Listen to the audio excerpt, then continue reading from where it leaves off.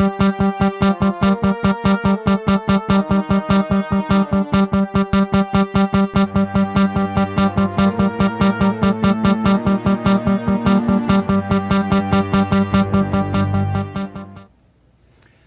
good morning, everyone. My name is Jiři Denemark, and I'm one of the core Libvirt developers and a maintainer of Libvirt packages in Red Hat Enterprise Linux. And in this last keynote, I'm going to present you a status report of Libvirt during the last year. So as you can see, we had fewer commits since the last KVM forum than we had the year before, but that's mostly because it's only 10 months since the KVM forum in Düsseldorf. If we divide it by the number of months, we are still at about 250 commits per month, so it's roughly the same. We had 108 contributors, and 46 of them were first-time contributors who never sent any patches to Libvirt before. So that's a good sign. And when we group the commits according to a company their authors worked with, we can see that the vast majority of commits come from Red Hat developers, it's about 75%, and it's not a big surprise, especially given that the top 3 developers made about 34% of all commits in Libvirt. And I would like to thank to these 3 developers, and they are namely Peter Krempa, John Ferlan, and Michal Privozník. So big thanks to them.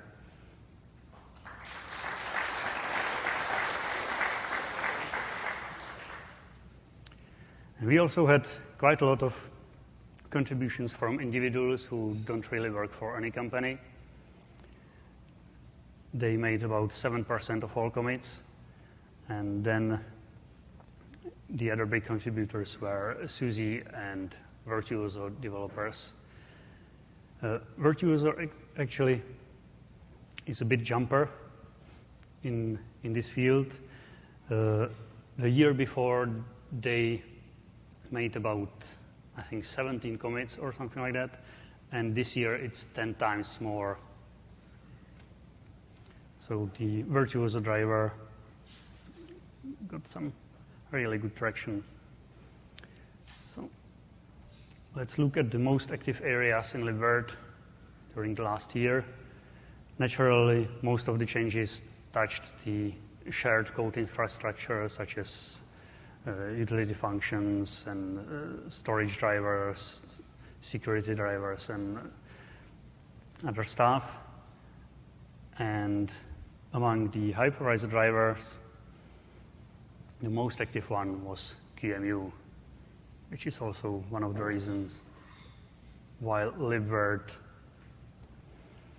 developers are invited to talk at the KVM forum.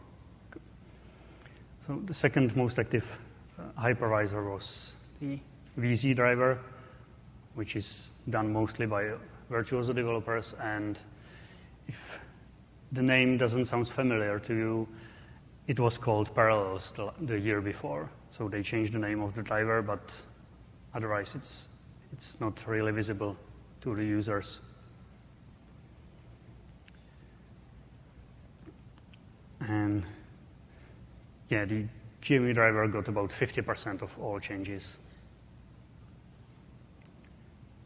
So some of the most interesting new features in QEMU driver. First one is memory hotplug. So Libvirt supports changing guest memory for quite a long time already, but that way is called memory ballooning, and it has a lot of disadvantages.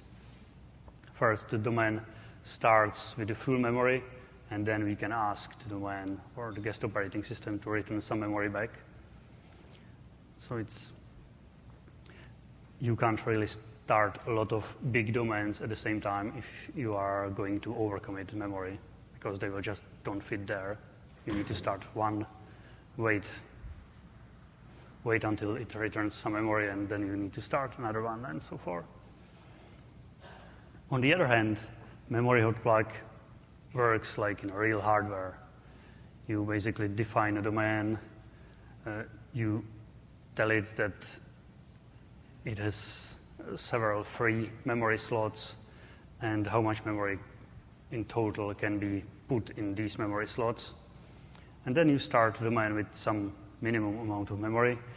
And anytime you want, you can just insert new memory module in any of the free slots, or you can remove some modules from the slots that are occupied. So it really works like on real hardware, so it doesn't need any special drivers inside the OS. It only needs to be supported by the operating system itself. And another disadvantage of memory ballooning is that you can't really say where the memory that is going to be returned comes from, which NUMA node, for example. While with the memory hotplug, you can specify in which NUMA node a new memory module should be attached. And when you are removing it, you are naturally removing it from that NUMA node where it was attached before. So another interesting feature is IO threads. We already implemented basic IO thread support before the last KVM forum, but during the previous year, we improved support for IO threads. IO threads are basically data plane in QEMU, and I think Stefan was talking about it last year in Düsseldorf. And currently it's supported only by VirtIO block, but VirtIO SCSI support is hopefully coming. It's currently in development. So what are IO threads? They are dedicated threads for processing IO coming from disks in the virtual machines. And you can either specify how many IO threads you want to have when the domain is started, or you can even hotplug the IO threads. And then you can pin these IO threads separately from the CPU threads to host CPUs, and you can also attach individual disks to individual IO threads. So you can have dedicated host CPUs to just process IO from some critical disks. So this can bring up some performance improvements, especially with multiprocessor setup.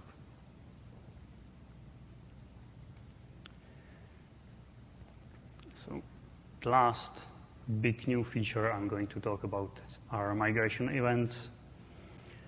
Finally, thanks to Juan Quintela from QEMU 2.4, we have support for migration events. In Libvirt, the support was released about a month before QEMU 2.4 because we were making the patches synchronously. And why are we so excited about migration events? It's because traditional Libvirt used polling, and it polled every 50 milliseconds for migration status, which naturally brings a lot of overhead, and the overhead could be even seen if you turned on debug messages. Because while you were migrating a single machine, the debug log really got a lot and lots of messages. Like every 50 milliseconds, there were several messages about asking QEMU, processing the reply, and so on. And of course, since we were polling every 50 milliseconds, so if the migration finished or failed at the beginning of that interval, we waited the rest of the interval until we noticed that something happened. So with migration events, we don't need to poll. We just wait until QEMU sends an event that migration state changed, and then we handle it appropriately. So since the last Libvirt release, the migration is completely event-driven, including storage migration and stuff like connection status changes if you are doing peer-to-peer migration. So if the connection between the two Libvirt daemons is dropped, we immediately notice that and cancel migration. So other improvements in QEMU driver are, for example, done in NUMA area. There were a lot of cleanups and fixes in these areas. For example, we had some compatibility issues with old QEMU, where we couldn't migrate from new one to the old one because it didn't support the new interfaces. So we fixed that. And Libvirt now supports ARC64 and Power architecture even better than before, but it's still not perfect, but we are working on that. And we have dedicated developers that work just on Power, for example, in Libvirt and also in QEMU. So we are working on that in cooperation with QEMU developers. We also added several guest-facing APIs for stuff like changing passwords in the guest operating systems, listing mounted file systems, and stuff like that. And this is naturally done using the QEMU guest agent. So that's it about QEMU. And to name the most interesting changes in like generic Libvirt, I think I need to mention admin API and continuous integration. Admin API is a big thing because so far you had to restart Libvirt if you wanted to change the level of messages that are going to be logged or a number of clients that can connect to running Libvirt. With admin API, you will be able to do this while Libvirt is running. We are not there yet. We have the infrastructure in place, and one of our Google Summer of Code students, mentored by Michal Privozník, is working on implementing the individual APIs that would allow you to change these configurations, and is also working on a client similar to Verge that administrators can use to actually change the settings in running Libvirt. And on CI CentOS.org, we started a Jenkins instance that is periodically trying to build current Git